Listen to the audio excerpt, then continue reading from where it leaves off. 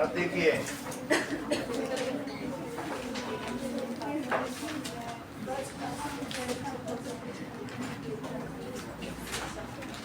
esterification.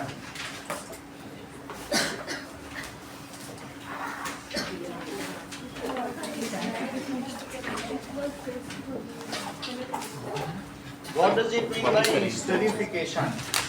Now, when alcohols are mixed with carboxylic acid in presence of hot concentrated sulfuric acid, then it forms banana-like sweet smelling compound called esters, and this equation is called esterification. This reaction or this process is called esterification. When alcohols are mixed with carboxylic acids in presence of hot concentrated sulfuric acid,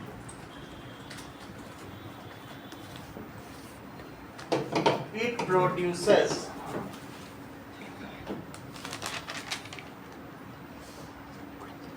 sweet smelling compound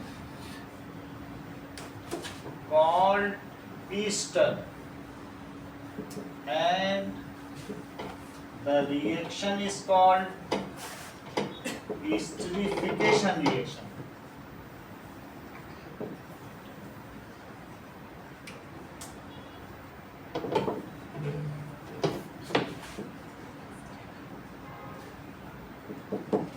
Now, in this process, आपकी book में diagram बना हुआ है, इन दोनों को indirectly heat किया जाएगा. That is mixture of alcohol and carboxylic acid. These are indirectly heated.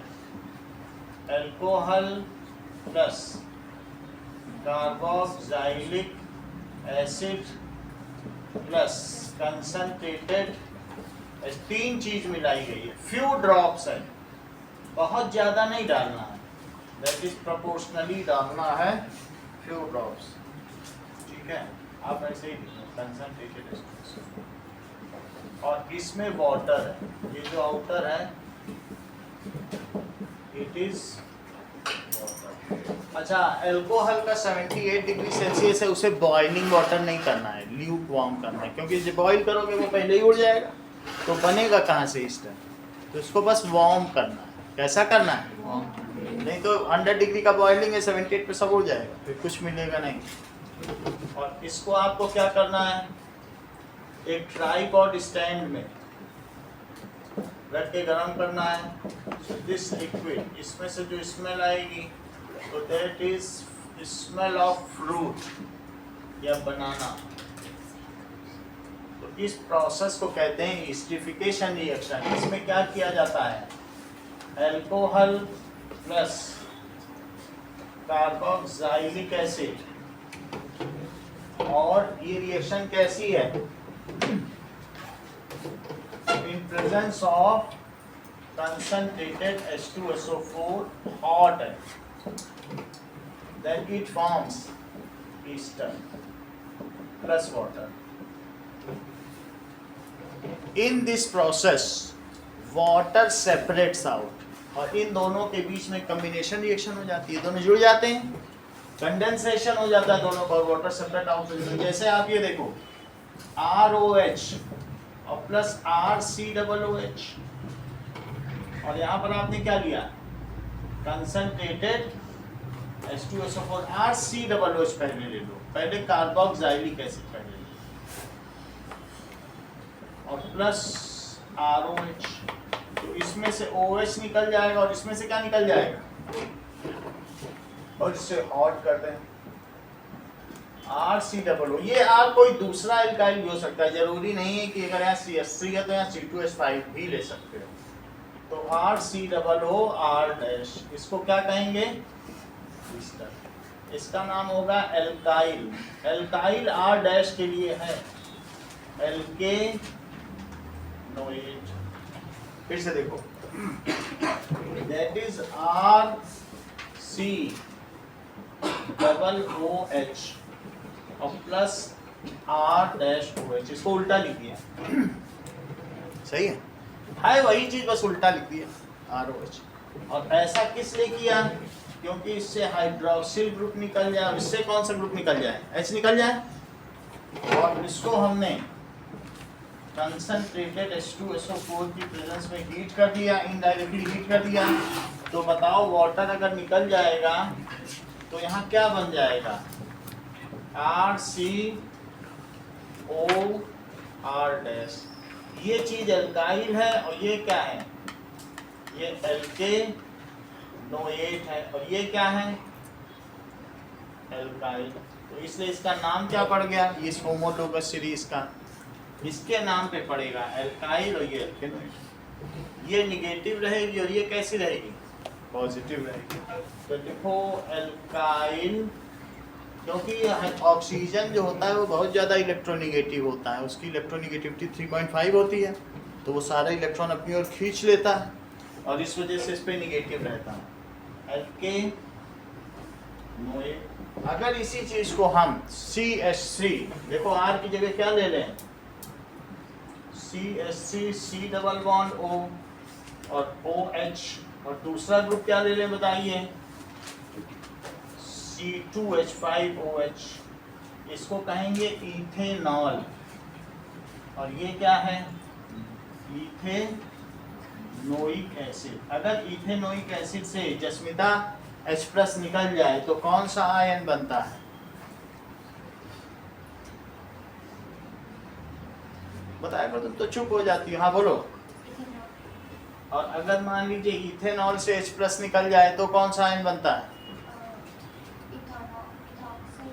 बस यही बताना था, उसके लिए भी तुम चुप हो रही हो। जो ऐसे कॉमन क्वेश्चन हो उसको बताया करो। मान लीजिए अगर इसमें से COO- और H+ आयन निकल जाए तो इसको क्या कहेंगे? बोलो हर्षिता। Ethanoate ion. और अगर मान लीजिए C2H5OH में से एक H+ निकल जाए तो उसे क्या कहेंगे? Ethoxide ion. तो एथ तो है ही है, एथ लिखो बस। ये एथ है कि नहीं? और ये ऑक्साइड का एथ ऑक्साइड, और इससे ज्यादा क्या याद करना है? सही है। और ये इथेनोएट आयन है, ये इसका दूसरा नाम क्या है? Acetate ion. इसको भी कहीं नोट कर लें। अब देखो इन दोनों की मैंने रिएक्शन कराई है, इथेनोइक एसिड की और इथेनॉल की। तो इसमें बताइए डिहाइड्रेटिंग एजेंट कौन सा है? इनके बीच में से वाटर पार्टिकल को कौन रिमूव करेगा और इनका कंडेंसेशन कौन कर देगा? कंडेंसेशन हो रहा है। इस रिएक्शन का क्या नाम है? बोलो। कंडेंसेशन रिएक्शन, संघनन अभिक्रिया। आपस में जुड़ जाते हैं। और concentrated H2SO4 is now acting as removal of water particle। इसमें से H निकलेगा, इसमें से OH निकलेगा और ये क्या बन जाएगा? CH3 COC2H5। आप चाहें ऐसा भी लिख सकते हैं, अदरवाइज इसका दूसरा भी नाम है। इस तरीके से भी इसका रिप्रेजेंटेशन किया जा सकता है, क्योंकि इस ग्रुप को तो ऐसे लिखा ही जाता है। तो इसका नाम क्या हो गया दिव्या बताइए?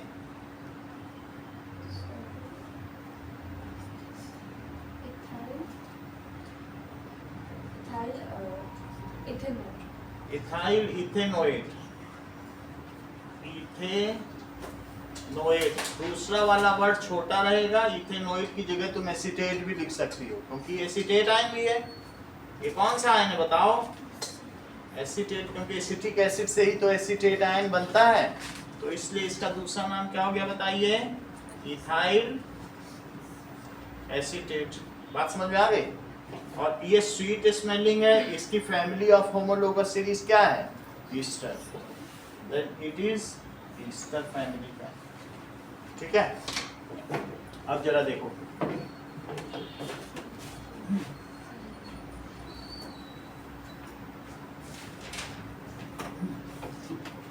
नाउ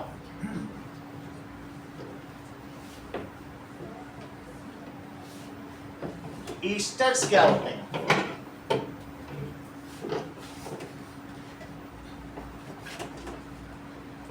नाउ ईस्टर्स, इसका जनरल फार्मूला क्या होता है? दैट इज या तो H से शुरू हो सकता है या R से, और COO और R', ये इसका फार्मूला होता है। आप इसे ऐसे भी कह सकते हैं, CO और R'। ये चीज एल्काइल है और ये क्या है? एल्केनोइड, और ये एल्काइल है। सो दीज आर, ये क्या होते हैं? Alkyl salt of alkanoate ion. तो इनको एल्काइल एल्केनोइड, इनका जनरल फॉर्मूला, इनका नाम हो गया एल्काइल एल्केनोइड। R' का मतलब जरूरी नहीं है, यहाँ CH3 था, ये भी R है, तो जरूरी नहीं कि यहाँ भी R है तो हम CH3 ही लिखेंगे, दूसरा भी लिख सकते हैं।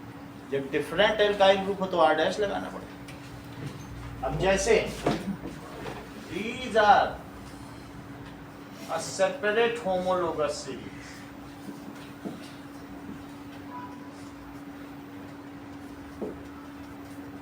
and fruit smelling organic compound.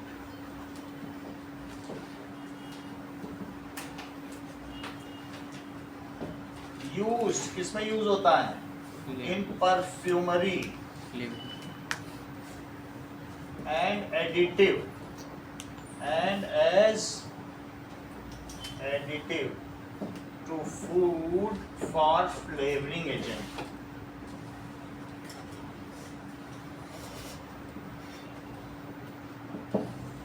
Now अब देखिए,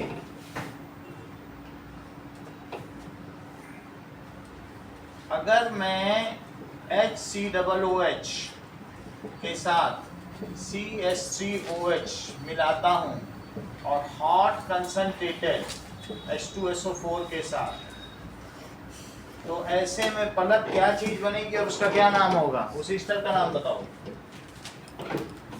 इसमें दो चीज बनी, इसमें वाटर जरूर लिखना सभी में, वाटर रहेगा। बताओ इसका यहाँ पे क्या बनाओगी? परफ्यूमरी है कि परफ्यूमरी? परफ्यूमरी। हाँ बोलो, नाम बताइए पहले, लिखवाइए कंपाउंड का केमिकल फार्मूला बोलो। आप बोलो ऐसे, फिर से बोलो। हाँ अदिति, HCOOCH3, इससे H निकलेगा और इससे क्या निकलेगा? OH, तो यही फार्मूला होगा। ठीक है, इसका नाम बताओ। Methyl methanoate, methyl methanoate. यानी हमने किसको किसके साथ कराया है? मीथेनोइक एसिड को मीथेनॉल के साथ कराया है, तो कौन सा ईस्टर बना? Methanoic acid plus methanol. अगर हम इथेनोइक एसिड को मीथेनॉल के साथ करा दें, ये इथेनोइक एसिड है और प्लस मीथेनॉल, तो सुनील क्या बनेगा? CH3COO इसका नाम क्या होगा?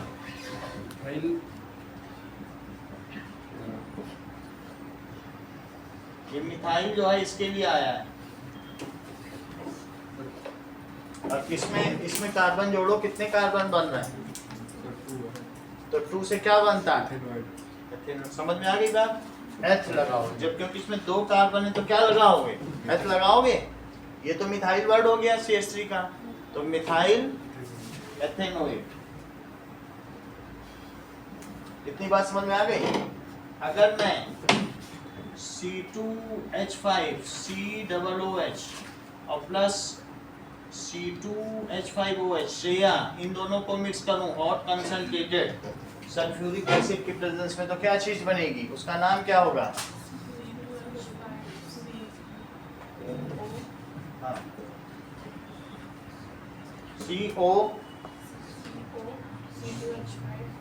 C2H5CO। हाँ, नाम बताओ।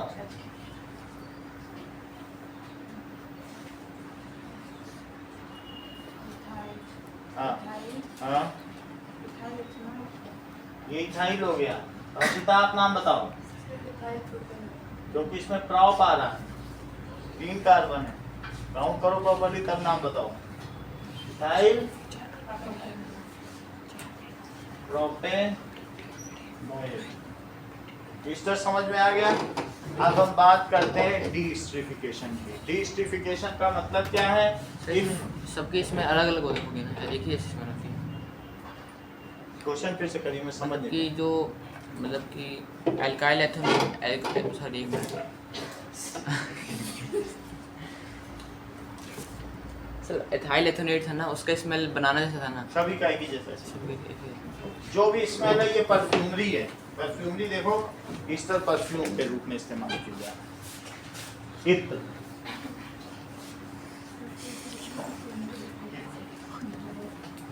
सही है, दैट इज परफ्यूमरी।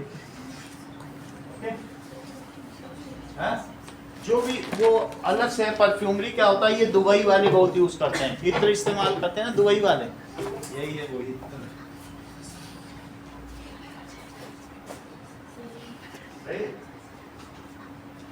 चलो, दिखाया नहीं तो देख लो।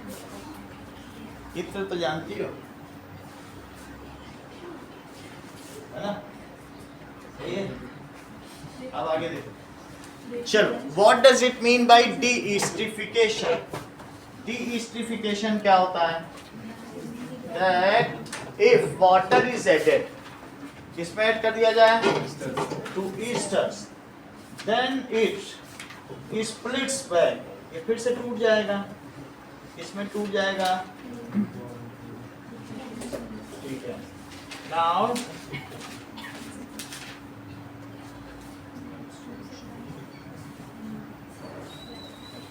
चलो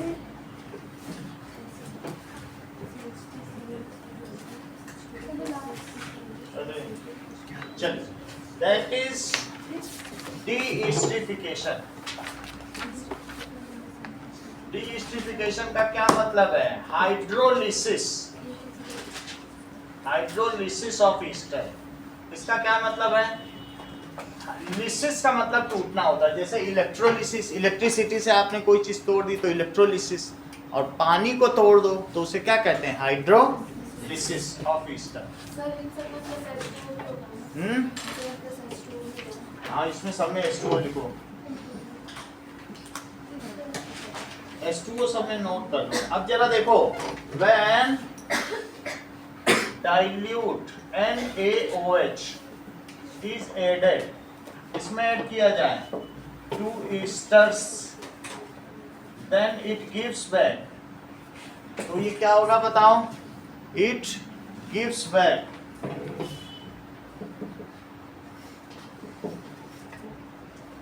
सोडियम सॉल्ट, सोडियम सॉल्ट दे देगा, sodium salt of carboxylic acid and alcohol. It is called hydrolysis of ester या de-esterification।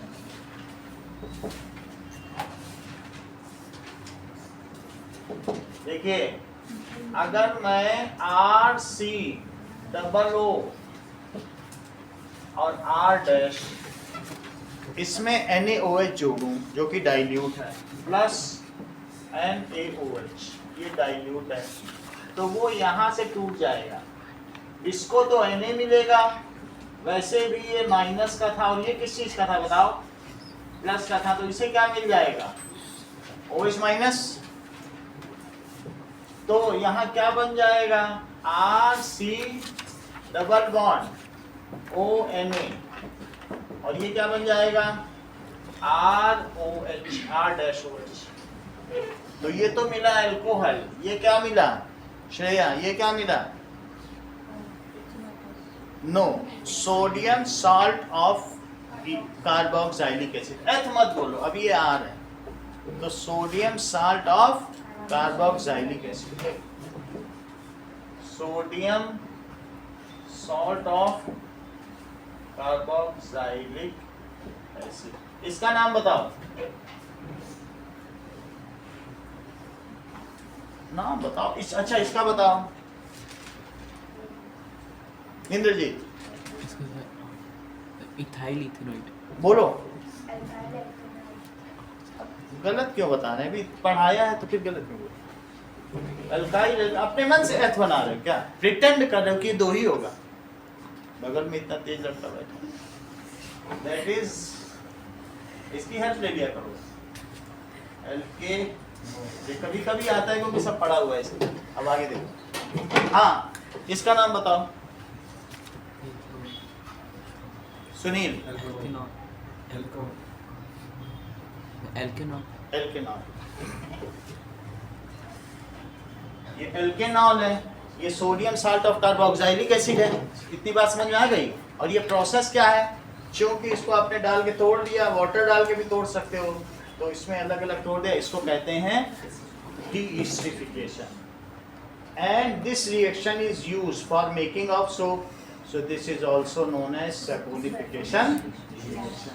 If the value of R is higher than 16 or higher than 16, then this is the formula of soap.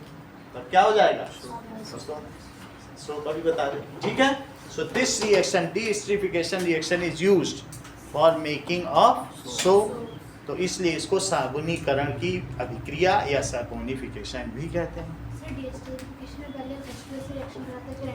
वो भी करा सकते हैं, जैसा book में कराया गया है, तो बुक में इसे दो पार्ट में कराया है, वो भी करा सकते हैं। ऐसी भी पूछी जाती है, ऐसा इसमें दिया है शान में, वो भी सही है। एक स्टेप में भी करोगे तो डाइल्यूट में वाटर पहले ही होता है, तो डाइल्यूट डाल दो, और दूसरा क्या है, जैसा ये बता रही वंदना वाला भी देख लीजिए, पहले वाटर डाल दिया, बुक के अगले पेज पे ऊपर की टॉप की दोनों अभिक्रियाएं हैं, दैट यू कैन सी। देखो इसमें अगला पेज निकालो, इसी में लगा दो, देखो ये दोनों है, ऐसा करा नहीं, चेक करो। अब ये चीज है, इसको ऐसे लिखते हैं CO, और यहाँ पर लिख दिया C2H5। अब बताइए अगर इसमें, अब इसी को मैं इथाइल के फॉर्म में इंटरप्रेट कर रहा हूँ, ठीक है, तो NaOH डाल दो जरा इसमें, तो क्या होगा, जब हम डीएस्टरिफिकेशन कराएंगे तो यहाँ कंसंट्रेटेड H2SO4 नहीं चाहिए, नहीं तो यही दोनों न्यूट्रलाइज हो जाएंगे, तो वहाँ पे सिर्फ यही डालना है, और ऐसा डालने के बाद ये यहाँ से टूटेगा, यहाँ OH आ जाएगा और यहाँ क्या आ जाएगा, Na। तो हर्षिता बताइए क्या क्या बनेगा और उनका क्या क्या नाम होगा। CH3 COONA और C2H5OH, इसका नाम बताइए। अच्छा कोई बात नहीं, निष्का आप बताओ। इस लेवल पे चलोगे तो हम चल ही नहीं पाएंगे, तुम पीछे खींच रही हो, अब 4 दिन बाद आती हो, फिर उसके बाद तुम उल्टे पुल्टे नाम बता रही हो, तो हम क्या फिर से पहले ही दिन से चलें, सारा खेल करते रहेंगे तो आगे के चैप्टर कौन पढ़ाएगा। कुछ भी बोल रही हो, हाँ बोलो बेटा। सोडियम इथेनॉइड, कम से कम 50 बार तो इसके नाम कराए गए हैं, अब ना बोलो तो हैंड ओवर कर दो माइक उनको, बगल वाली को, दैट इज इथे, माइक ट्रांसफर कर दिया करो, कोई दिक्कत नहीं है। और ये क्या है बता दीजिए, इथेनॉल, इसका नाम बताइए।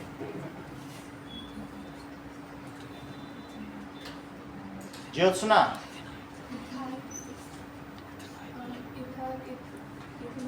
सही, इथाइल इथेनोएट, सही है। अब आगे की बात देखो,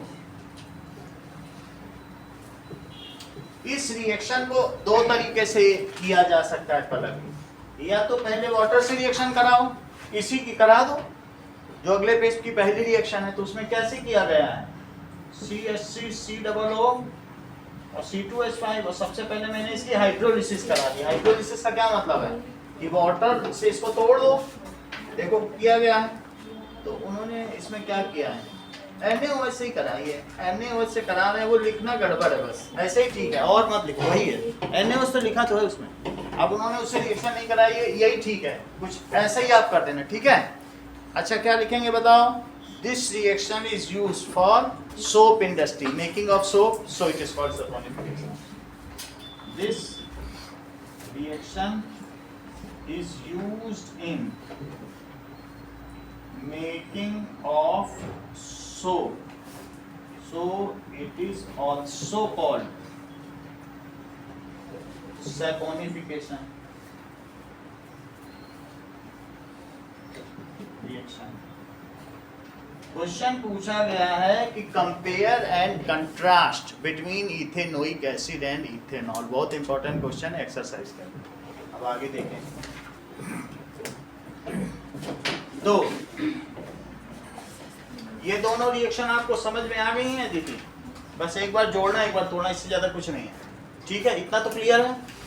तो क्वेश्चन क्या है कि कंपेयर करो एंड कंट्रास्ट करो।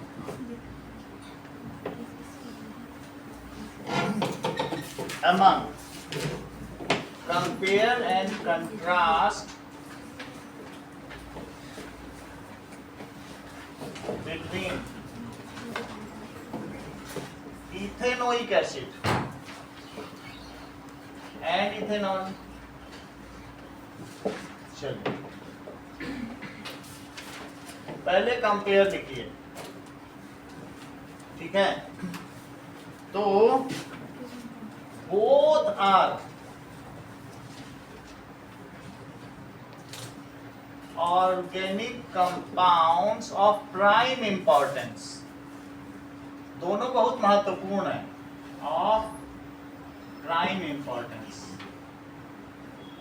दूसरी चीज, बोथ रिएक्ट्स, दोनों ही रिएक्ट करते हैं विद सोडियम, विद विगर, तेजी के साथ रिएक्शन करते हैं।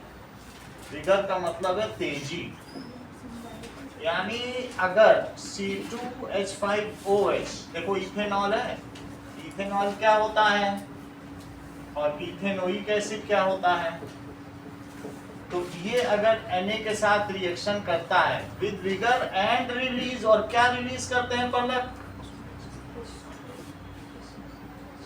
H2। तो ये दोनों का कंपेयर हुआ कि नहीं, कि दोनों ही क्या रिलीज करते हैं, H2। तो नाउ ये रिएक्ट करेगा तो C2H5ONA प्लस ये भी H2 रिलीज करेगा, बाकी आप इनको बैलेंस कर लें। और इसी तरीके से CH3COOH भी Na के साथ रिएक्ट करेगा और ये भी H2 रिलीज करेगा, इसको भी आप बैलेंस कर लें। Both react with each other in hot concentrated sulfuric acid to form ester. Both react with each other in hot concentrated H2SO4 to form ester. अब कंट्रास्ट देखिए,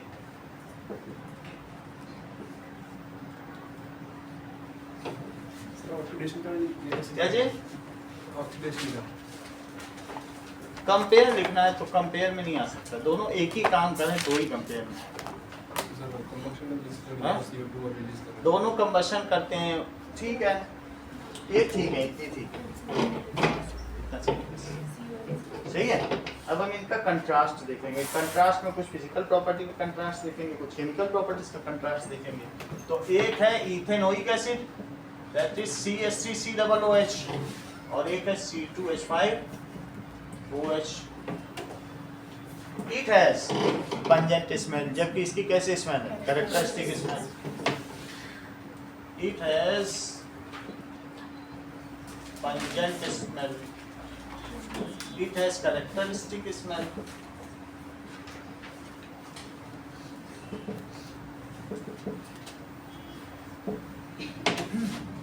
इट्स प्योर फॉर्म, इसकी pure form को ज्योत्सना क्या कहते हैं?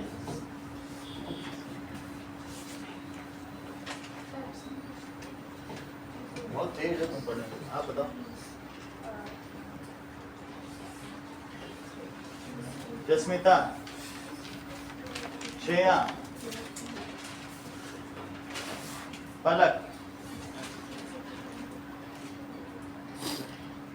Ethanoic acid. Correct, इन्होंने बता दिया। ग्लेशियर एसिटिक पूरा जान कल ही करें, जो ना आए तो इंद्रजीत के पास जाओ, क्योंकि जिसने इंद्र को जीत लिया हो। अब क्या शेष है, क्या बड़ी बात है। It's pure form is called, it's pure form is called absolute alcohol.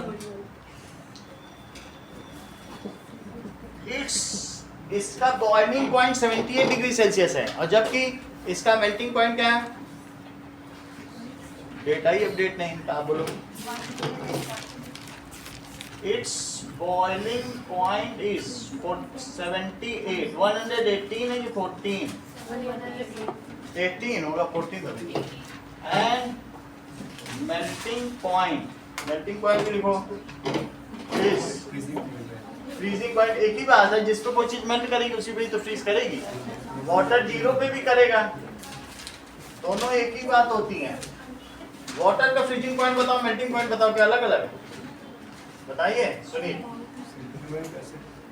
अरे वाटर हो, इथेनॉइक एसिड हो, सॉलिड लिक्विड की बात कर रहा हूँ, तो क्या मेल्टिंग पॉइंट और फ्रीजिंग पॉइंट अलग?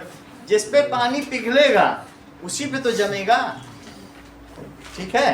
जिस पे कंडेंसेशन होगा उसी पे वेपराइजेशन होगा। इसका 114 है, उसका 118 है।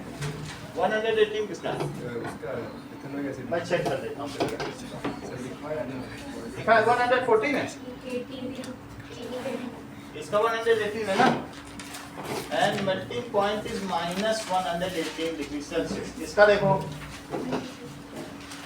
अच्छा, इट्स मेल्टिंग पॉइंट क्या है बोलो? अब बॉइलिंग पॉइंट कितना है? इसका बॉइलिंग पॉइंट बताओ। एसिड 114 ना। अब चेक कर रहा हूँ, 118 है। दोनों में 18 कैसे? सर लिखा है सर। देखा? इथेनॉइक एसिड का 118 और इथेनॉल का 114 है।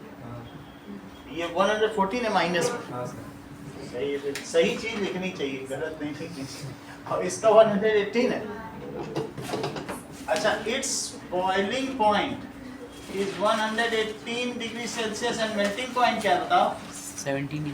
वो तो सही है, 17 सही। चलो, ये जो है लिटमस पेपर पर कोई कलर चेंज नहीं होता है, ठीक है। आपने लिखा है it gives no colour to litmus paper, no colour नहीं, नो कलर चेंज, क्या कलरलेस कर देगा लिटमस पेपर? सो ठीक है, that is it is neutral. ये कैसा है? Neutral with pH 7 and no change, ठीक है, to litmus paper. Any litmus paper कोई भी ले आओ पेपर। इसका काउंटर पार्ट सेंटेंस बोलो जस्मिता। क्या बोलो? पूरी बोलो, पूरा लिखा है, पूरा बोलो आप भी।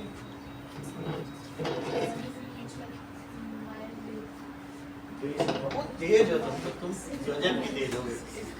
It is acidic, mild acidic, ठीक है। ये सब दिमाग कहाँ से लाती हो? It is mild acid with pH 4 and it changes, ठीक है, ब्लू लिटमस टू। इतनी बात समझ में आ गई? ये सब इसकी कैसी प्रॉपर्टीज हैं? Physical properties. It's dilute form, इसका जो डाइल्यूट फॉर्म है it is known as vinegar which is used as preservative. It's dilute form is used as beverage, पीने के लिए इस्तेमाल किया जाता है. सो इट्स अच्छा ये it's dilute form is used, इसका डाइल्यूट फॉर्म क्या है? It is used as beverage. पेय, बेवरेज का मतलब पेय, और इसका क्या होगा? It's dilute form is called vinegar which is a preservative.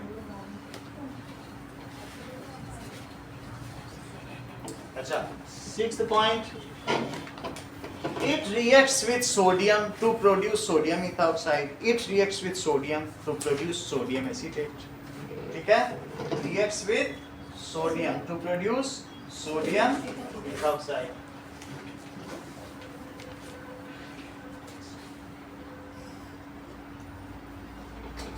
To produce sodium ethoxide.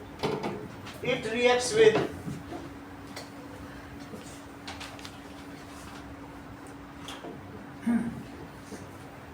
sodium to produce sodium acetate.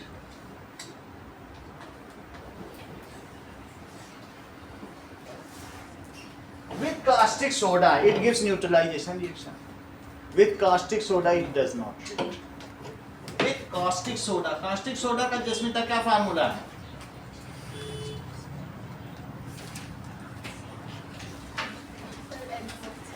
बहुत तेज है caustic soda. इतना दिमाग कहाँ से आती हो? Now, with caustic soda, it gives neutralization reaction.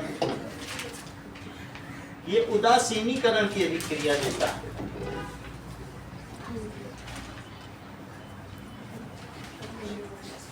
हाँ, इसका काउंटर पार्ट बोलो.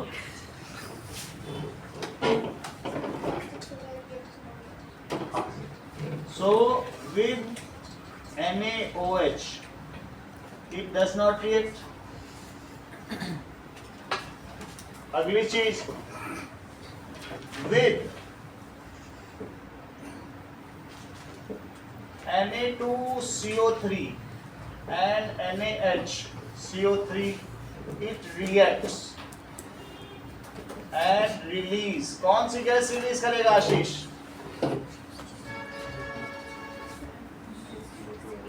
It release CO2 gas. Ethanol does not react.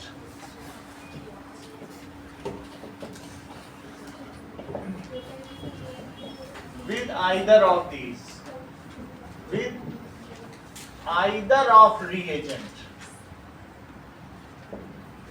ठीक है, ये 3 मार्क्स का क्वेश्चन आता है ऐसे, तो आप कर लेना. पूरा में बता दिए, जितना लिख सको लिख लेना, बस है इसका ये स्टैंडर्ड फॉर्म. अगला देखो. अब अगली बात आती है, how would you distinguish experimentally.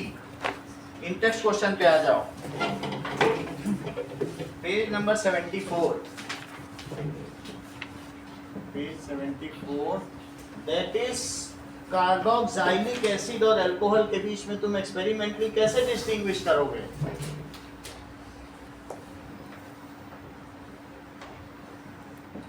Now, तो कार्बोक्सिलिक एसिड क्या करता होगा और अल्कोहल ठीक है, does not change blue litmus. Experiment कर रहे हैं तो लिटमस भी एक एक्सपेरिमेंट है. Does not change blue litmus to red wine. Carboxylic acid क्या करता होगा? Changes blue litmus to red. दूसरी चीज, alcohol being neutral does not render, या देता है, render का मतलब देना, does not render acid base neutralization reaction with NaOH. किसी भी बेस के साथ ये एसिड बेस न्यूट्रलाइजेशन रिएक्शन नहीं देता, ये does not give, ठीक है, एसिड बेस न्यूट्रलाइजेशन रिएक्शन किसके साथ आयुषी बताओ, बिल्कुल सही बात करी हो, रिएक्शन विद बेस, कौन सा बेस, NaOH, और कौन सा बेस, वास्तव में वो बेसिक और भी बेसिक सॉल्ट्स हैं, लेकिन यही बेस तो यही है, बाकी तो बेसिक सॉल्ट्स है ना। अच्छा, जबकि क्या है बताइए, वाइल हाँ सेंटेंस पूरा करो, आप करो Indrajeet. While carboxylic acid reacts with NaOH to give neutralization, ठीक है, while carboxylic acid reacts with NaOH to produce salt, and salt भी प्रोड्यूस करता है, और क्या प्रोड्यूस करता है, वाटर, सही है। तो ये तो दूसरा एक्सपेरिमेंट हो गया, NaOH से कराया, उसने काम ही नहीं किया और उसने रिएक्ट भी कर लिया, सॉल्ट बना लिया, वाटर उड़ जाएगा तो बाद में व्हाइट पाउडर मिल जाएगा तुमको, और वहाँ दोनों लिक्विड बने रहेंगे, कुछ उड़ने वाला नहीं है। पाउडर मिल गया तो सॉल्ट मिल गया, उस डिब्बियों में भर लो, ये बात बड़ी है कि नहीं, सॉल्ट आपको दे दे रहा है। और तीसरी चीज कि एक और एक्सपेरिमेंट लिख लो कि जो अल्कोहल है that is does not react with Na2CO3 या NaHCO3, ना ये बेकिंग सोडा से रिएक्ट करता है, ना वॉशिंग सोडा से रिएक्ट करता है, जो कि बेसिक सॉल्ट्स हैं। While carboxylic acid reacts with both to release, Sneha Vishnoi, sentence पूरा करो, to release, वंदना,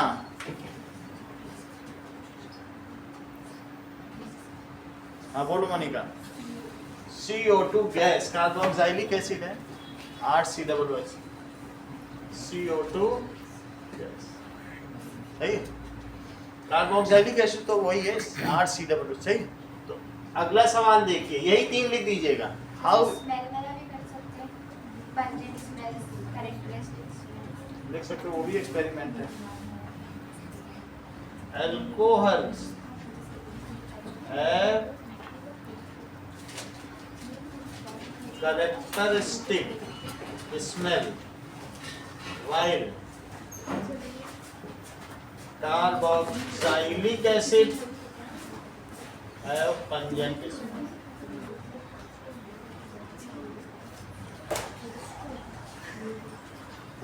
अगला क्वेश्चन देखिए,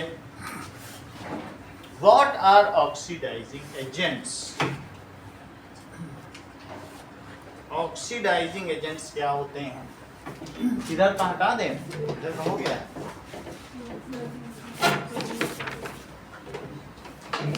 नोट कर रही हो,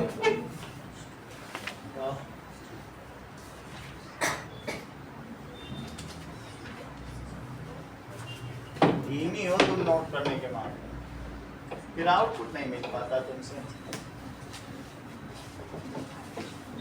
चलो question number 2,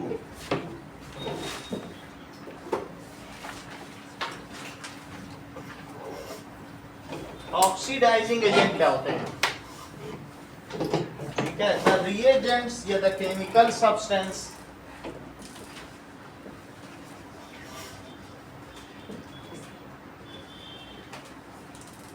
which add oxygen in, add oxygen कर दें in substrate, substrate का क्या मतलब होता है, मदर रिएजेंट, substrate होता है, substrate, add oxygen to something, add oxygen to compound लिख लो, सब्सट्रेट ना लिखना चाहो तो क्या लिख दो, कंपाउंड, या क्या लिख लें, और रिमूव हाइड्रोजन फ्रॉम इट, सिर्फ ऑक्सीजन ही ऐड ना करें, रिमूवल भी तो कर सकते हैं, और रिमूव हाइड्रोजन फ्रॉम इट, उन्हें क्या कहेंगे, are called oxidizing agent.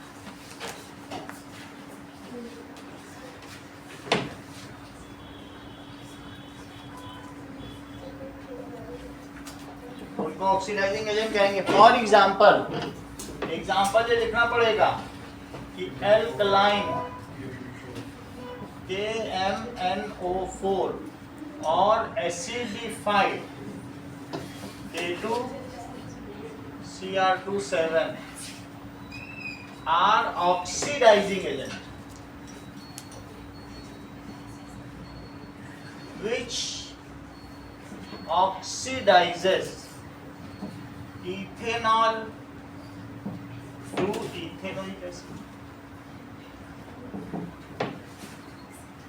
and methanol to, methanol को किसे बदलेंगे, to methanoic acid। कहने का मतलब है अगर तुम्हारे पास CH3OH है और उसमें तुमने एल्कलाइन KMnO4 डाल दिया या एसिडिफाइड K2Cr2O7 डाल दिया, तो ये क्या बन जाएगा। हाँ निष्का बताओ क्या लिखें,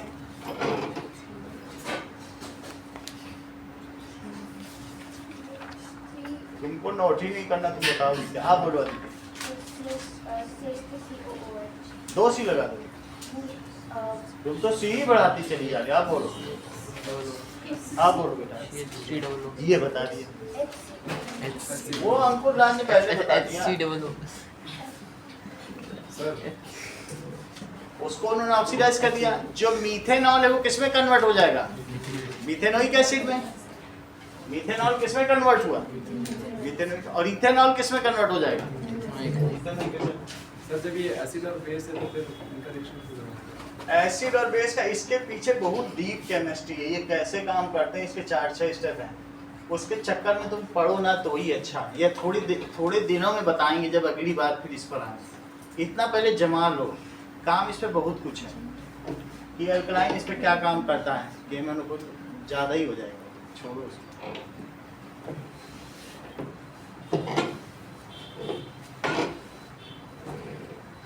अलग से क्लास के बाद पूछ लेना सर इस सब्सट्रेट का मतलब 10 मिनट रुक के।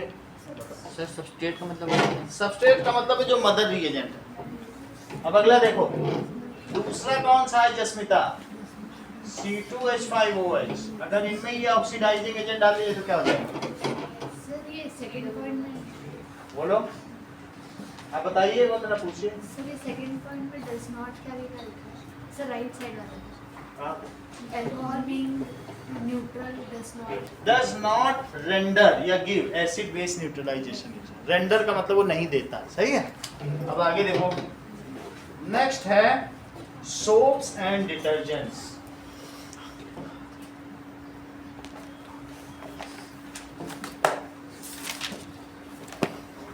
सोप्स क्या होते हैं, ठीक है, नोट कर लो, 2 मिनट नोट कर लो तो फिर अपडेट करोगे, यहाँ तक पहुँचो।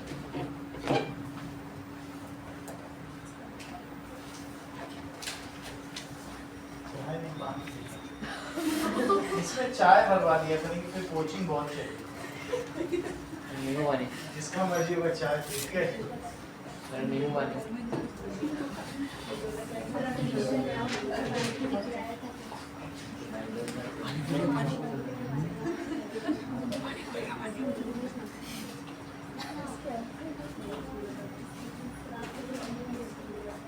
लेमन जूस महंगा पड़ रहा है, ठीक है। अब सोप्स देखो, ये नोट कर लिया इतना, हाँ? हाँ कर लो।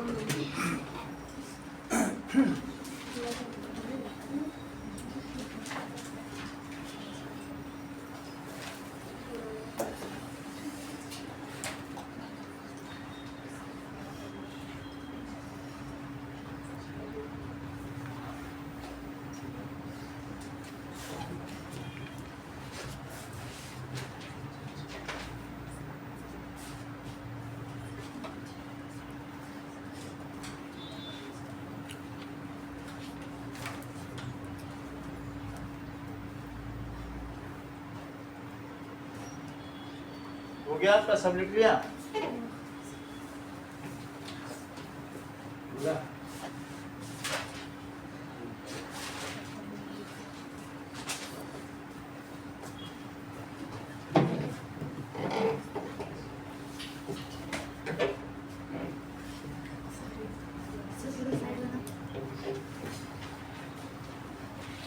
जो भी टेस्ट लिया जाए संडे का या कुछ भी, स्किप कोई नहीं करोगे तो बहुत अच्छे मार्क्स आए। आपको ज़्यादा कुछ नहीं करना, बस अटेम्प्ट करना है। इसलिए अगले संडे को नहीं आ पाऊंगी, हमारा एक स्कूल में 80 मार्क्स इंग्लिश का क्या है? इंग्लिश का पेपर 80 मार्क्स का अच्छा, Monday। संडे को ले रहे हैं। मंडे को लेंगे तो सर उसका फिर संडे को ही पढ़ पाएंगे और बाकी तो पहले से ही वही देंगे जो आपका मॉडल पेपर, उसी का तो लेंगे। सर शायद खुद बनाएंगे, सर शायद खुद बनाएंगे, ग्राउंड में बता के देंगे। ठीक है, बाद में ले लेंगे, शाम को ले लेंगे।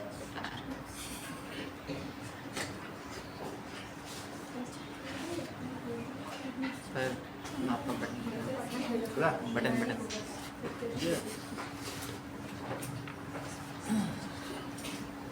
नोट कर लिया, चलो। तो स्कूल में सर खत्म हो गया, हाँ? कोर्स खत्म हो गया। स्कूल में तो जल्दी जल्दी होगा, फिर समझ में नहीं आता ना, जल्दी में तो कहाँ समझ। हम भी जल्दी करा देंगे, फिर कौन समझाएगा? जिम्मेदारी मेरे ऊपर है। थोड़ा जल्दी करा देते हैं तो ही गड़बड़ हो जाता। मैंने एक दिन जल्दी कराया था, अदिति ने बोला समझी में नहीं है, तो मैं फिर धीरे ही धीरे करा रहा हूँ। चीज़ें धीरे धीरे हो तो उतना तो समझ में आए, क्या फायदा जल्दी जल्दी।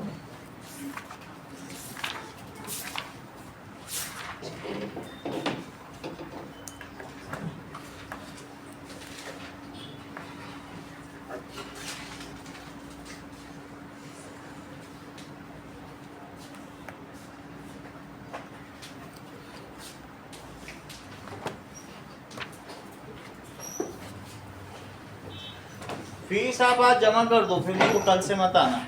मैं तो पापा से भी रिपीटेडली बोल चुका हूँ, फिर कल मैं लौटाऊंगा ही। तो हमारी भी नहीं सुन रहे, आपकी भी नहीं सुन रहे।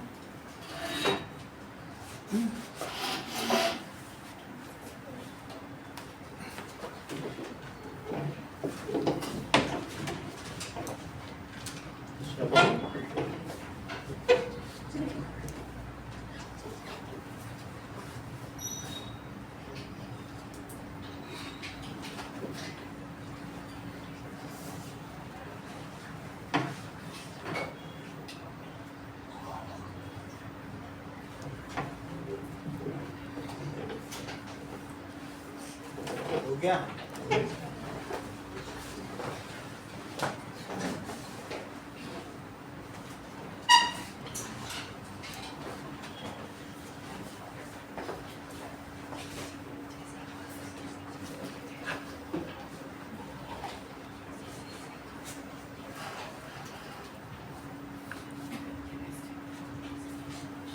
ये सब तो हो गया ना?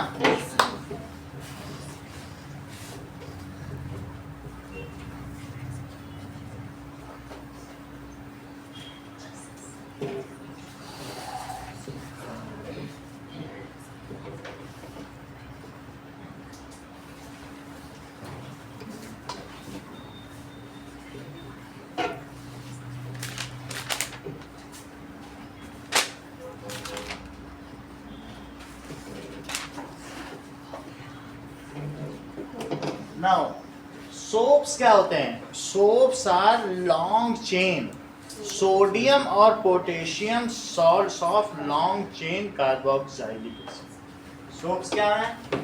सोप्स आर सोडियम और पोटेशियम, ऑन कर दीजिएगा, potassium salts of long chain carboxylic acid.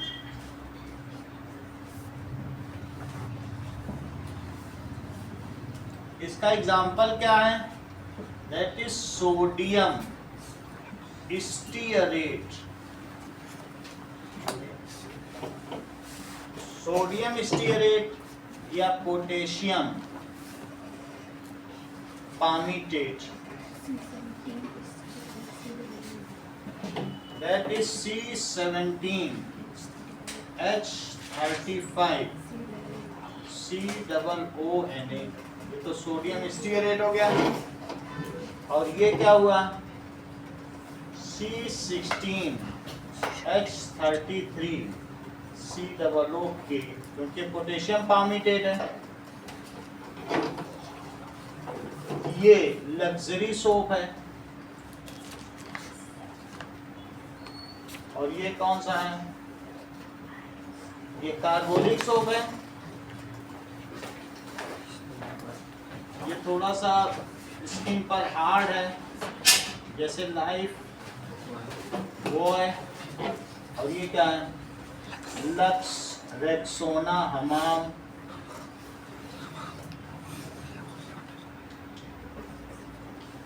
ऐसा है। ये थोड़ा महंगा पड़ता है, 100 ग्राम ये 20 रुपए का पड़ेगा। ये 150 ग्राम आ जाएगा 18 रुपए, थोड़ा सस्ता। अब आगे देखो, यानी ये सोडियम स्टीयरेट है। सोडियम स्टीयरेट का मतलब क्या होता है, ये C17H35 COOH, इसको कहते हैं स्टीयरिक एसिड। Stearic acid. अच्छा, ये क्या है, C16H33 और COOH, इसको क्या कहेंगे, पाल्मिटिक एसिड। क्या कहेंगे, इसके ऐसे ना, फिर से समझिए, इसको क्या कहेंगे, HCOOH, that is methanoic acid. और बोलो, इसके आगे हम और चलते चले जाएं तो C3H7 और COOH को क्या कहोगे, बोलो निष्का। दिव्या आप बताओ। Butanoic acid. जो ब्यूटेनोइक एसिड है, इसी का निक नेम क्या है, ब्यूटाइरिक एसिड। इसका क्या नाम है, ऐसा क्यों बता रहा हूं, ब्यूटाइरिक एसिड। इसका मतलब है अमूल बटर। जो C4 ये वाला है, ये क्या है, ब्यूटेनोइक एसिड। इसका नाम क्या है, तो इस ऐसा क्यों बता रहा हूं कि अमूल बटर क्यों बता रहा हूं, क्योंकि शुरू के 3 छोड़ दो। Higher carbon, that is higher carboxylic acids are known as fatty acid. इनमें फैट है। वो बात समझ आ गई। हायर कार्बोक्सिलिक एसिड कैसे होते हैं, इनमें फैट है। 4 से ही फैट शुरू हो गया, देखो इस चीज को, यानी इसके आगे इन सब में फैट है। तो higher carboxylic acids are fatty acids. जब तुमको ये पता चल चुका है तो तुम क्या लिखोगे फार्मूला सोप का, soaps are sodium salts of fatty acids. तो ये फैटी एसिड हो गया ना, क्योंकि जब 4 में फैट है तो 17 में ना जाने कितना फैट होगा।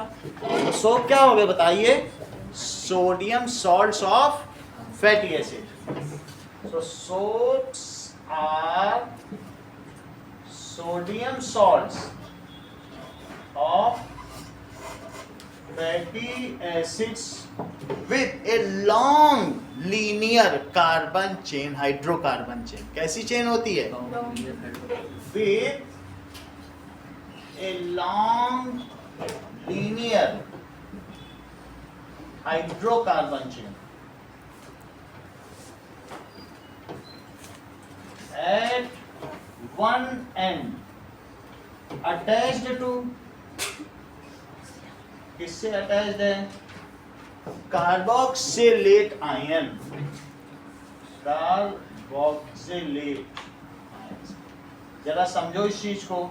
अगर ऐसी बात की जाए, मैं 17 बनाऊं, ऐसे बना दिया, 1 2 3 4 5 6 7 8 9 10 11 12 13 तक तो बन गए हैं, 14 15 16। अब इसके बाद ये 16 बना दिए। अब COO, तो COO माइनस लिखो और Na पे प्लस। अच्छा सभी पे इसकी बाई वैलेंसी है तो दो तो और सबकी फुलफिल करनी पड़ेगी तभी तो टेट्रा वैलेंसी फुलफिल होगी। सही है। तो CH2 CH2। अच्छा ये जो फार्मूला चल रहा है ये R पे चल रहा है, किस पे चल रहा है? RCOOH।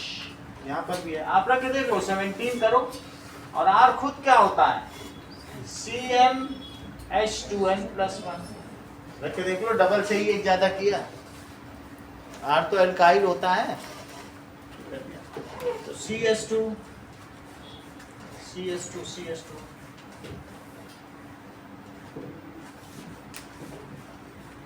कार्बन क्या होता है? नॉन पोलर है।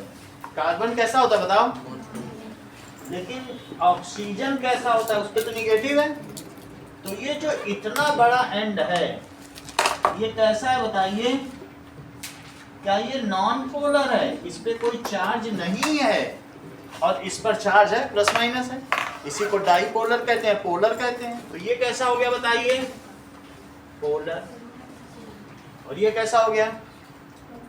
Now like dissolves like, principle works for soap.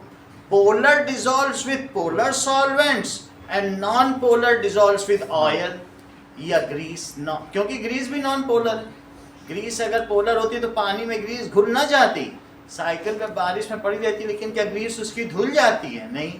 तो इसका मतलब है ग्रीस नॉन पोलर है, ऑयल नॉन पोलर है।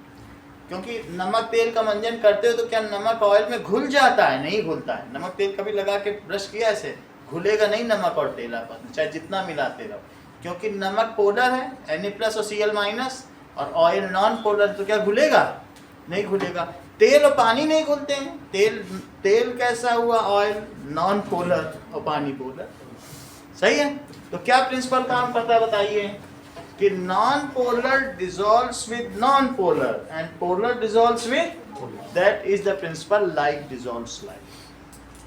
Now soap, cleansing action of soap. Cleaning हम करते हैं लेकिन क्लींजिंग सोप करता है। वो क्लींजिंग एजेंट है जो क्लीन करे, उसे क्लींजर कहते हैं। जैसे क्लींजर कोई कपड़ा ले लिया या पेपर ले लिया, मॉइस्चर से चेहरा साफ किया तो क्लींजर है। और क्लीनर हम लोग हैं, हाथ लगा लगा के क्लीन कर रहे हैं। तो सोप का जो क्लींजिंग एक्शन है, it works on the principle like dissolves like. किस सिद्धांत पर काम करता है बोलो?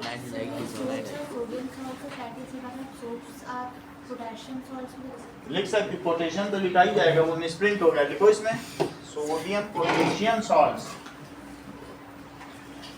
पोटेशियम सॉल्ट्स दोनों के होते हैं। सही है। अब लिखो cleansing action of soap works on principle, किस पे काम करता है? Cleansing action of soap works on principle like dissolves like।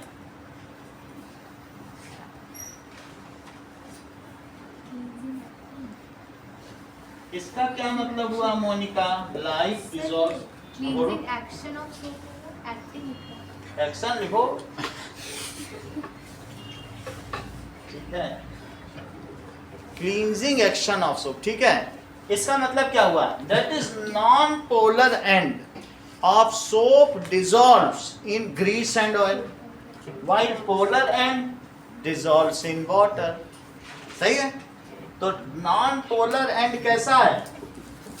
Non polar end dissolves, किसमें डिसॉल्व होगा?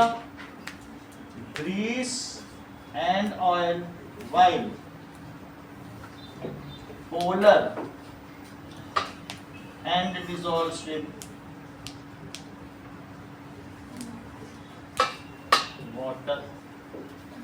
क्योंकि वाटर पोलर है। देखो non polar end dissolves in grease and oil, and why polar end कौन सा है बताओ? COO- और Na+, यही तो पोलर एंड है। वो कैसा है वहाँ पे? और नॉन पोलर एंड कौन सा हुआ? That is alkyl group. सही है। ये लाइक डिसॉल्व्स लाइक क्या है? लाइक डिसऑक्साइड आप समझो। मेरा कहने का मतलब है कि जिसमें जो बिल्कुल कोवेलेंट है, कोवेलेंट का मतलब है कि जिसमें कोई प्लस माइनस नहीं है, वो इलेक्ट्रोलाइट भी नहीं होगा। क्या वो पानी में कभी घुल पाएगा?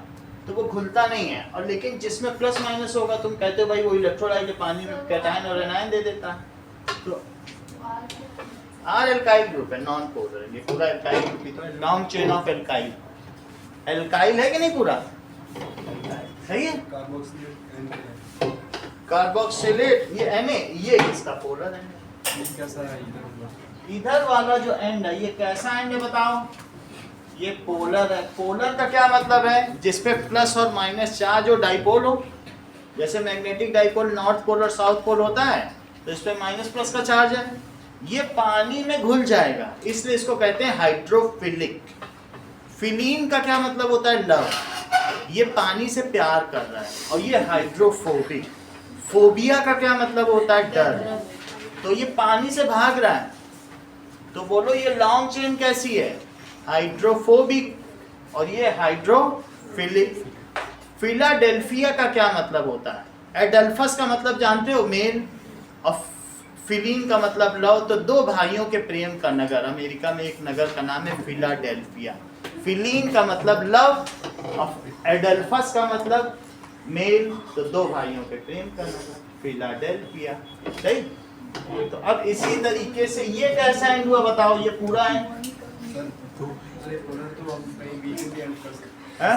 ऐड नहीं कर सकते। ये देखो बहुत बड़ी बात पूछी इन्होंने कहा कि सर ये 2.6 इसकी इलेक्ट्रोनिगेटिविटी, इसकी 2.1 है, तो इनमें इलेक्ट्रॉन ठीक बीच में ही रहेगा। असली डिफरेंस कहाँ आता है? ऑक्सीजन की इलेक्ट्रोनिगेटिविटी 3.5 है, खींच लेता है सबको अपनी तरफ। और जब सबको खींच लेगा तो इलेक्ट्रॉन डेंसिटी उस पर ज़्यादा हो जाएगी, वो माइनस हो जाएगा। सब इलेक्ट्रॉन शेयर्ड पेयर को अपनी ही तरफ ले लो तो क्या होगा? वो माइनस हो जाएगा। जिससे लोगे वो प्लस ही प्लस रह जाएगा, उसके पास प्रोटॉन बचेंगे। इस वजह से ऐसा होता है। इसकी इलेक्ट्रोनिगेटिविटी या विद्युत ऋणात्मकता कितनी है? 3.5 है। तो इसी वजह से ये निगेटिव बन जाता है और सबको आयनिक कर देता है। और जब ये कैसा होता है? ये पोलर है। इवन तुम्हें ग्रीस मालूम है? वो सिलेन है। ये ग्रीस कितनी पोलर है? तो सिलिकॉन का 2.2, इसका 2.1। ये सिलेन ग्रीस। जैसे मीथेन होता है तो कार्बन के अगला कौन सा है? देखो कसिगेशन पीबी। तो कार्बन जैसे CH4 बनाएगा तो क्या अगला वाला SiH4 नहीं बनाएगा? तो जब तुम साइकिल वाले के पास जाती हो तो उससे यही तो कहती हो SiH4 लगा दो या सिलेन लगा दो, तो आपकी साइकिल में सिलेन ही तो लगाता है। ये बिल्कुल पोलर है। बोलो पानी में ये हाइड्रोफिलिक है कि हाइड्रोफोबिक है? ये बहुत अच्छा कह रहे हैं। पानी से प्यार करता है, घुल के सब ग्रीस धुल गई थी साइकिल, औरों की नहीं धुली। अब हम आगे की बात करें, बड़ी बात है। अभी थोड़ा सा समझते हैं, अभी सवाल मत करो। अभी पहले लिखाऊंगा तब तो सवाल करोगे ना। अभी तो मैं समझा रहा हूँ, थोड़ा समझो फिर सवाल करो। ये तो बीच में क्या है कि फिर ऑर्डर आपका टूट जाएगा, समझ के नहीं खाओगे। अब आगे की बात देखो। चलो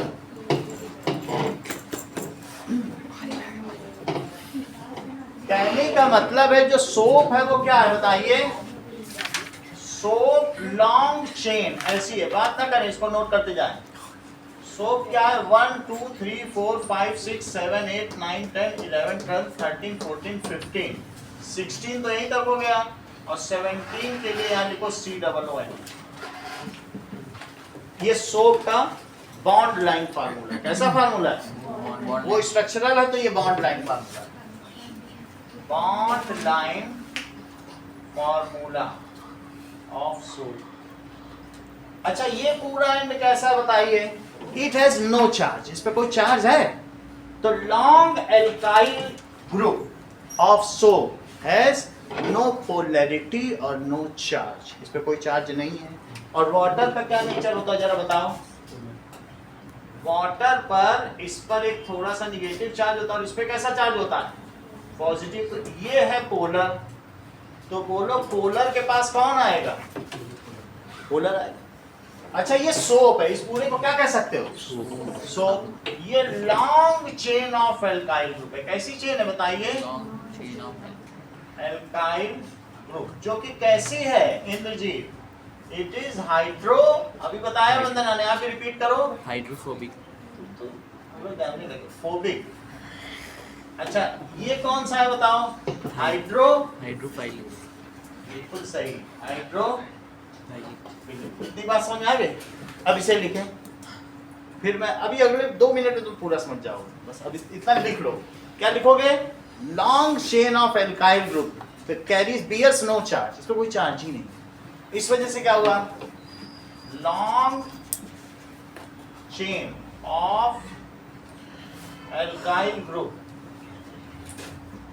इज नॉन पोलर, और नॉन पोलर है तो इसलिए क्या होगा? So it does not dissolve. किसमें सुनील नहीं डिसॉल्व होगी बोलो? बिल्कुल सही, डिसॉल्व इन वाटर, ये वाटर में डिसॉल्व ही नहीं होगी। सो इट इज, सेंटेंस पूरा करो, इट इज हाइड्रो, बोलो, फोबिया है इसको पानी का, it is hydrophobic. Phobic English में बोलो, बात समझ आई? वाइल, जबकि COO माइनस ये वाला जो एंड है, and is polar, so it dissolves in water. ये क्या करेगा? वाटर में डिसॉल्व हो जाएगा। एंड इज, सेंटेंस पूरा करिए जस्मिता, एंड इज हाइड्रोफिलिक। अब देखो, ये मैंने अपने टम्बलर में, बर्तन में एक कमीज डाल दी। अच्छा अब ये आप समझो कि हमारी बॉडी में स्किन के जस्ट नीचे क्या है बताओ? Adipose tissue. क्या है? Adipose tissue. उसमें ऑयल ग्लैंड्स है, सेबेशियस ग्लैंड्स। कौन सी ग्लैंड्स है? वो ऑयल निकालती रहती है। अच्छा जब वो ऑयल निकालती, जब आप काम करो, इवन चेहरे पे भी कई बार ऐसे ऑयल आ जाता है, रिंकी पे आ जाता है कि नहीं आ जाता है? वही ऑयल हमारी बॉडी में भी काम करने में निकलता रहता है और इसमें कपड़ों में चिपक जाता है, और उन्हीं ऑयल में ये डस्ट पार्टिकल चिपक जाते हैं। अगर बिल्कुल साफ कपड़ा हो और डस्ट में डाल के झाड़ दो, बिल्कुल साफ हो जाए, लेकिन ये जो ऑयल है हमारी बॉडी का, उससे जो डस्ट चिपका फिर वो नहीं निकलता। क्या निकल पाएगा?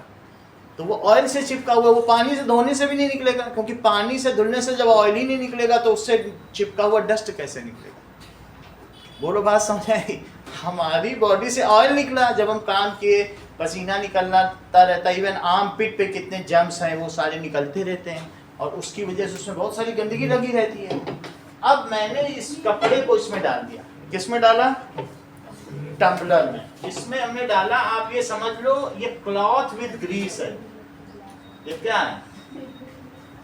With grease. इसमें बहुत सारी ग्रीस है। सही है? क्या चीज है? इतनी बात समझ आई? अब मैंने ऊपर से, हाँ बोलो,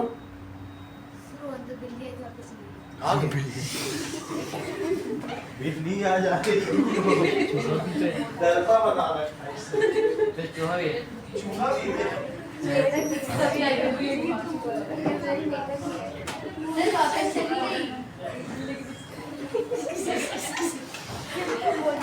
चूहे का लॉस हो गया। चलो पकौड़े बनते हैं इसके। चलो अब यहाँ तक की बात हो गई। अब देखिए, हमने इसमें सोप डाला, 1 चम्मच क्या डाला? सोप डाल दिया। अच्छा जो सोप था उसका, ये जो चीज है ना, तुम सोप को ऐसा समझो, और माइनस इसको दिखा रहा हूँ। एने को कुछ मत मानो। एने क्या है ना, जैसे ही पानी में डाला जाएगा ना सोप, एने तो यहाँ छूट के घूमने लगेंगे पूरे में, जैसे घर के लड़के नहीं घूमते सड़कों पे, वैसे एने यहाँ घूमेंगे रात बिरात।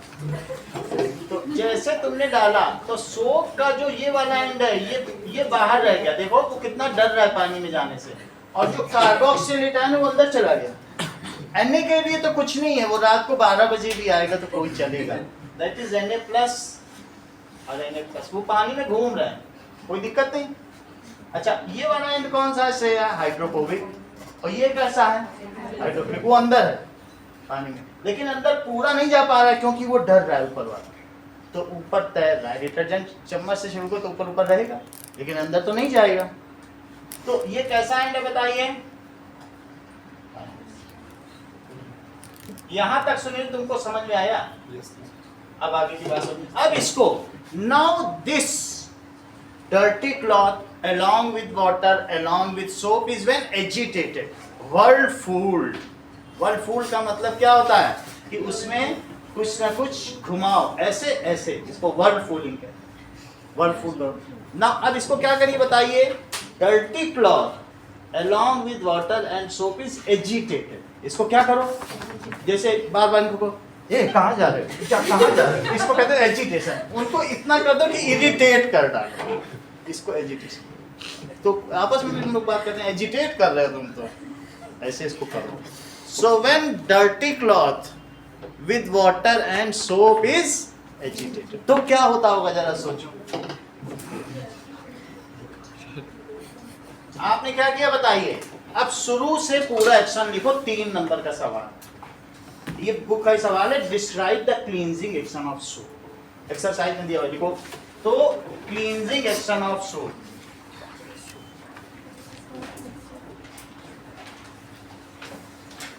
चलो, व्हेन सोप इज एडेड, इसमें सोप किया गया in water containing grease and oil. Cloth लिखने की जरूरत नहीं, containing grease and oil.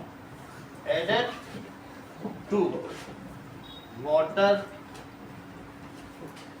Containing greased या ऑयल्ड क्लॉथ, आप ऐसे भी लिख सकते हैं। तो क्या होता होगा? देन हाइड्रोफोबिक एंड, वो कहां रहेगा?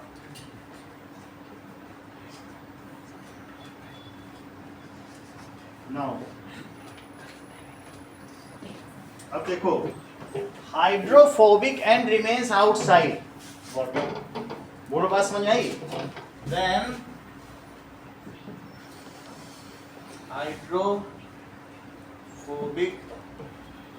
एंड, तुम अपने ग्रुप के साथ जाया करो, लड़कों के साथ, तुम लड़कियों के साथ रुकते हो, रोज यही देखा जा रहा है। और मैम फिर ऑब्जेक्शन करके हमको बोलती हैं, अपना ग्रुप बनाओ एक लड़कों का, इनसे पढ़ती नहीं क्या? बनाओ, अपने लोगों के साथ हो ना।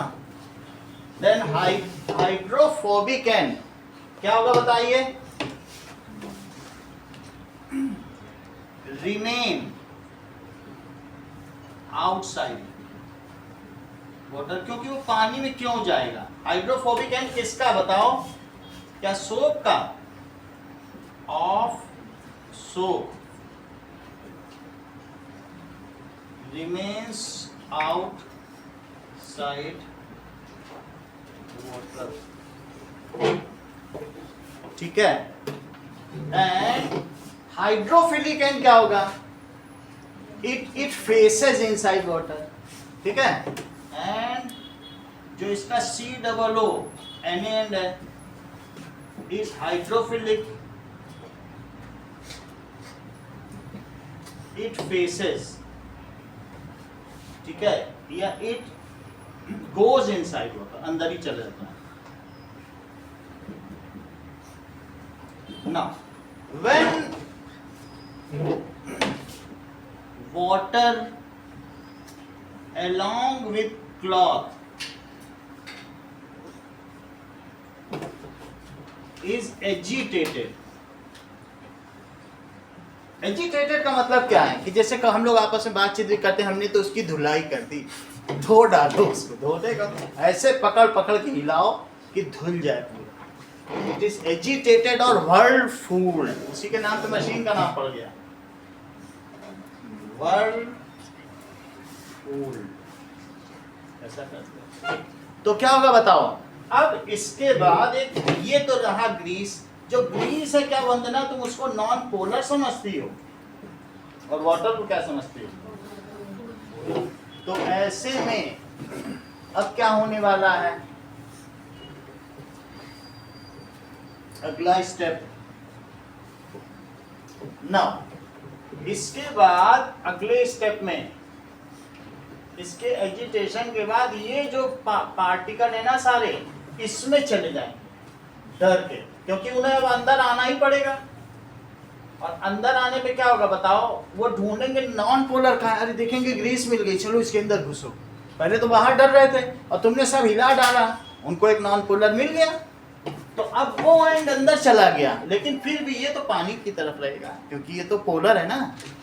तो ये बोलो कैसा होगा, ऐसे हो जाएगा। और ये फाइबर के अंदर सब चले गए, क्या चले गए, सोप तो अंदर चला गया। बोलो बात समझ में आ गई। Now if you continue to agitate, इसको एजिटेट करते रहो तो उसमें से ये भारी भारी मॉलिक्यूल बन के बाहर निकल जाएंगे, इसमें से वो ग्रीस लेके बाहर निकल जाएंगे। तुम कह रहे हो सोप से हटो, भाई हिलाने का क्या मतलब, इतने भारी पार्टिकल को सोप को हटाना ही तो चाहते हो, हटेंगे नहीं। वो यहाँ से बहुत सारा ग्रीस लेके निकल जाएंगे, अगर ग्रीस लेके निकल गए तो क्या वो डर्ट भी लेके निकल गए। और ये जो आप देख रहे हैं इनको मिसिल कहते हैं, क्या कहते हैं, micelles are of colloidal size. इनका साइज कितना होता है, 1 नैनोमीटर से 1000 नैनोमीटर तक होता है। और इसमें these are the aggregates of hundreds of soap molecule। Sodium की मर्जी, सोडियम कभी आए मर्जी और रह ले, अब ना मर्जी हो तो घूमता रहे, सोडियम पे कोई इशू ही नहीं है, सोडियम कोई लेना देना ही नहीं है, वो तो सॉल्ट था, वो अपना घूमता रहे। ठीक है, ये तुम्हारा जो बन गई क्या बना बताओ भाई, तुमने इसमें हिला डाला तो क्या थोड़ी ग्रीस बाहर निकल गई, थोड़ी ग्रीस बाहर निकल गई, सही है। और इस ग्रीस को क्या कहोगे तुम, मिसिल। देखो बुक में कहाँ लिखा है मिसिल, ठीक है। मिसिल की स्पेलिंग बताइए,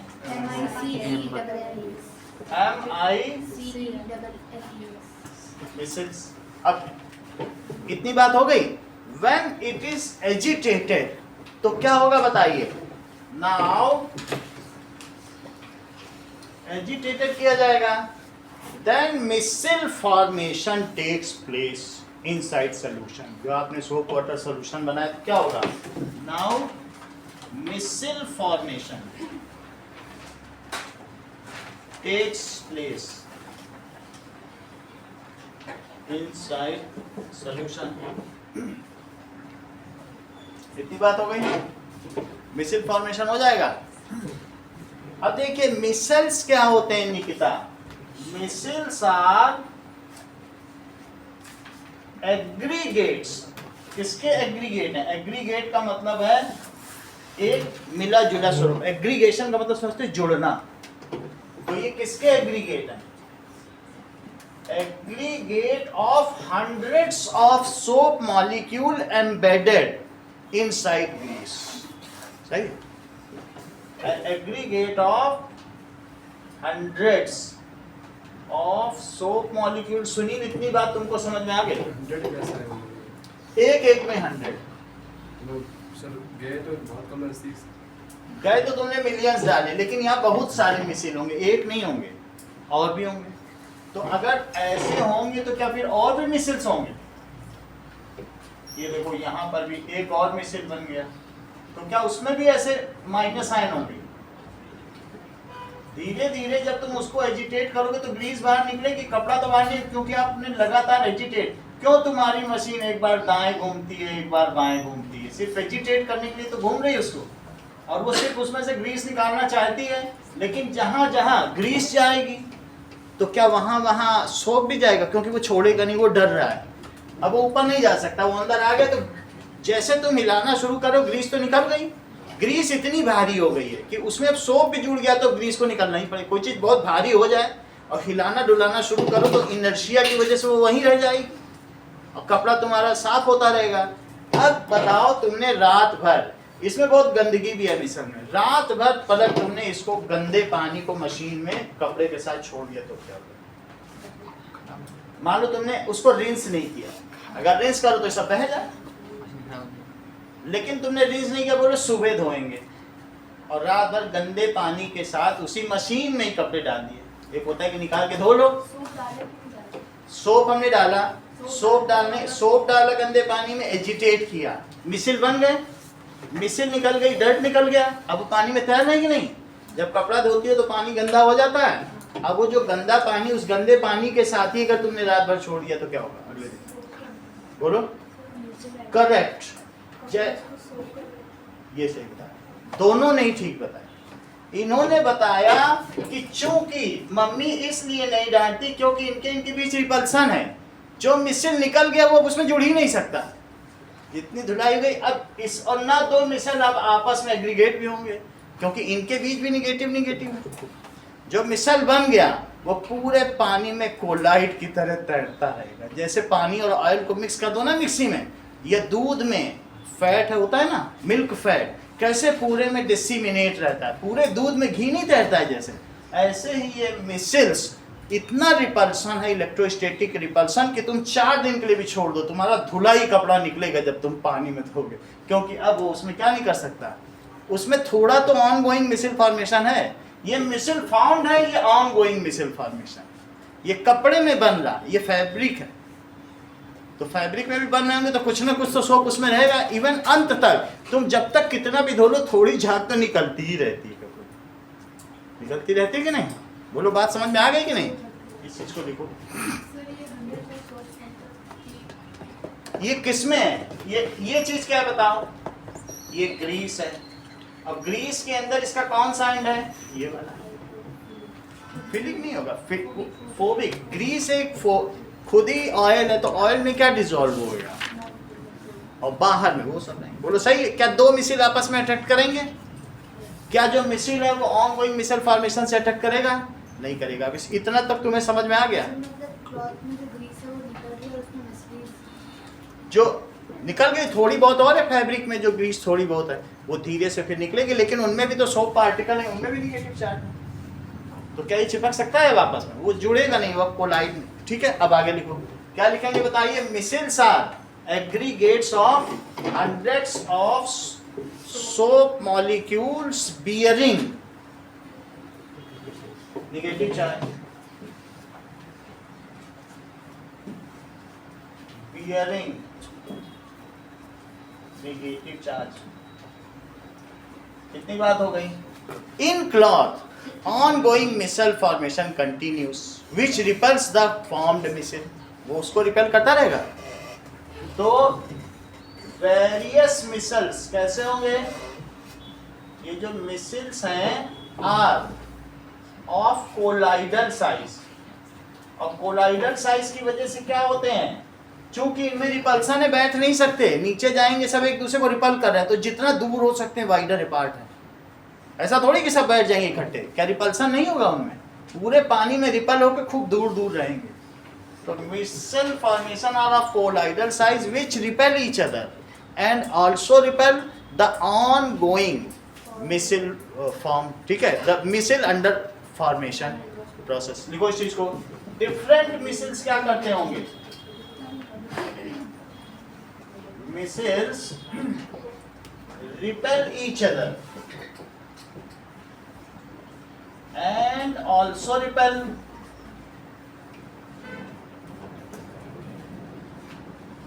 missile under formation।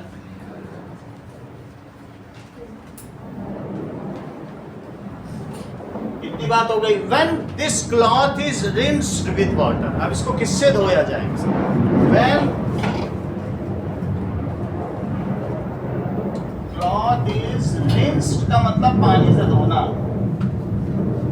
with water, then all the dirt and grease along with missile is washed out and leaving the clean cloth behind. Then all the dirt and grease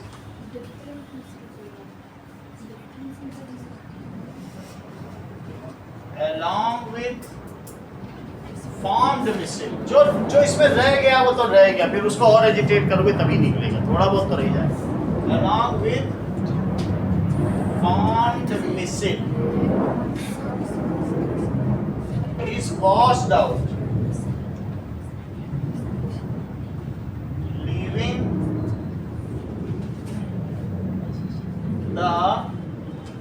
the clean cloth behind. जरा अपनी book में देखो, क्या ऐसा कोई diagram बना है जो आपके मिसिल फॉर्मेशन को दिखा रहा हो? देखो धीरे धीरे सोप मॉलिक्यूल उसके पास आते गए, और क्या आपके 4.12 डायग्राम में मिसल फॉर्मेशन दिखाया है, जिसमें किसी किसी में सोप पार्टिकल है और किसी किसी में नहीं है? सोडियम की तो मर्जी है, रहे ना रहे या घूमते रहे। वो मिसिल हाँ तो सबके ना, देखो सब में नहीं, 4 में है। 4.12 सर वो मिसिल है क्या? हाँ? मिसिल है कि वो मिसिल मिसल सही है। इतनी बात तुमको समझ में आ गई? वो वाला उस डायग्राम देखो, किसी किसी में सोडियम और फिर इसमें मिसल फॉर्मेशन देखो। अगले पेज में देखो, इसमें एक हाइड्रोफिलिक एंड दिखाया है और एक क्या दिखाया है? हाइड्रोफोबिक एंड है। बाकी आपको डिटर्जेंट के बारे में जो थोड़ा बहुत बचा है वो कल करा देंगे, कल ही हम आपको